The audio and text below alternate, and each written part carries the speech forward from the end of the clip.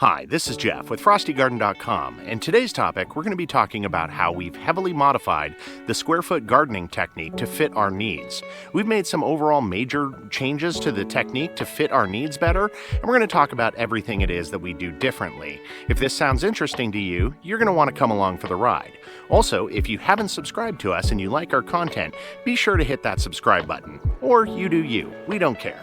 When I first read Mel's book, Square Foot Gardening, it was absolutely transformative. It changed my entire way of thinking about growing and gardening in general. The very next year after I'd read the book, I went out and tried, pretty much textbook, exactly the processes described in the book. And I found that there were a lot of shortcomings that weren't described in the book. So this video is really going to be about what we changed about the square foot gardening method. We generally don't consider ourselves square foot gardeners anymore, but rather just general intensive growers. And we use intensive gardening across all of our different gardens, but we practice it in different ways depending on what we're growing and what we want to achieve. Square foot gardening is an excellent technique for getting a lot of food to produce in a very small amount of space. Just because this video is about us critiquing the original method, that doesn't mean that we don't like it. You'll notice that we practice square foot gardening in almost every single one of our gardens. And where we don't practice actual square foot gardening, we still use intensive techniques that are rooted in square foot gardening. The first thing that we're going to tell you is that the bed size doesn't matter. In the book, Mel tells you that 4 foot by 4 foot beds are generally the best, but that's not what we experience in reality. We use 4 foot by 10 foot beds, 2 foot by 10 foot beds, sometimes 4 foot by 12 foot, or even 2 foot by 12 foot. And what we can tell you is that the bed size is not all that important. You can build your beds based on your actual needs. We do like the advice where he says to not have any beds that you can't reach more than 2 feet across. That's really important so that you have access to your beds, and that 2 foot rule is generally a good rule to follow. So if you have to block one of your beds, like with a fence like what we have, it's generally good to have a 2 foot bed so you can access the entire bed. You can have a 4 foot bed if you can access both sides of the bed. The next thing we want to talk about is compost. So in Mel's book, he uses basically compost as his sole nutrition source. And frankly, from our experience, that is not sufficient. We tried it over multiple seasons just using compost, even the whole 5 different composts in our own homegrown compost that was extremely diverse. And to put it simply, it was not sufficient for growing intensively in our opinion. So we modify the technique where we actually fertilize the plants. We do it in the early season where we give our beds nice, dense, granular fertilizer that keeps them going. And then we also supplement over the summer with a liquid and water-soluble based fertilizer. This ensures that our plants always have the nutrition that they need and we don't see any deficiencies. We do add compost to our beds, but it's really only about long-term soil health, and that's what we're really trying to achieve there. But the compost alone, don't even try it. Use fertilizers. The next thing that we want to tell you is that we generally only grow smaller plants in the square foot gardening technique. So we generally want smaller and compact plants.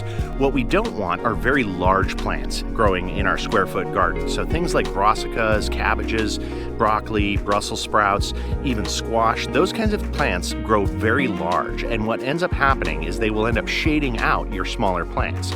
They're really not compatible to grow with one another right next to each other. So generally speaking, we focus entirely on small and medium-sized plants in our square foot gardens, and that keeps things a little bit more sane. As a general guideline, for plants that we grow with the square foot gardening method, they're going to be plants that have spacing requirements that are 2, 3, 4, or 6 inches in their spacing requirements. Anything larger than that, and you're talking about a relatively large plant, and we prefer to grow those in a different way, although they are still grown intensively. So next up, we're going to talk about our general strategy of how we go about planting in our intensive garden. We don't plant chaotically at all. What we try to achieve is a concept that we call like for like, and that basically means that we're growing similar plants around other similar plants. So examples of that is that we have a bed that is dedicated entirely to leaf greens, and that keeps all of those plants as leaf greens. Likewise, we have a different bed that grows all of our root veggies, and those are all going to grow with very similar characteristics. What this allows us to do is, especially from the nutrition perspective, we can treat those beds differently. So for example, our root vegetables, we can focus more on phosphorus and potassium, which are going to benefit those plants more, versus, say, a leaf bed where we might want to focus more on nitrogen. Likewise, we also keep all of our allium and onions in their own dedicated bed, and this allows them to not have to be competed with by other plants like lettuces and other plants that might harm those onions growing because they don't like a lot of competition. So we mentioned earlier that we don't like to grow any large plants in our square foot garden, and that's generally true. How we define that is that any plant that has a 12-inch or greater spacing requirement is not going to grow well in a square foot gardening, especially plants that require like 18 and 24 inches like you might see with a cabbage. What happens when you try to put these plants into a square foot gardening plan and only give them a square foot to grow is that they'll be crowded by other plants and therefore they will not produce well. These plants are also going to grow very large and shade out your other plants. So overall, we try to focus on small and medium plants using true square foot gardening techniques, and then we use other intensive growing techniques to handle those large plants. Since we're growing in the north, we heavily use container gardening as a major technique for improving soil temperatures. Growing in containers is just an excellent thing to do when you grow in the north. But just because we grow in containers, that doesn't mean we have to abandon our intensive gardening practices. For example, these herbs to my left here are being grown about 4 or 5 plants per bucket.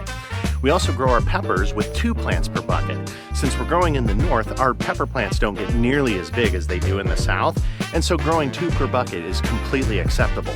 Likewise, for bush beans, we also grow these in containers, and for those, we'll generally plant them about 6 per bucket. We also are growing corn right over here, and we plant those 4 per bucket. So that even if you do container gardening as a major technique, that doesn't mean you have to abandon your square foot gardening practices. While overall we do follow a lot of the square foot gardening spacing guidelines, we've also heavily modified those as well. It's difficult for us to communicate all of that information in a video like this, but we've deeply documented our changes to the square foot spacing guidelines that we practice versus what is shown in the book. There's a link down in the video's description that will go into that deep dive article that covers a lot of these topics as well as those exact spacing guidelines on a per plant basis. So if you're interested in learning how we've modified the spacing guidelines, that's a link that you're going to want to check out. Once again, I'm Jeff with FrostyGarden.com, and I'd like to thank you for watching. If you use the square foot gardening technique and you've modified it in some way, we'd love it if you put a comment down below and told us what you've done. As with all video producers, we appreciate those likes and subscribes, so if you've got one in you, we'd appreciate it if you hit that button. Once again, thanks for watching, and I look forward to seeing you next time.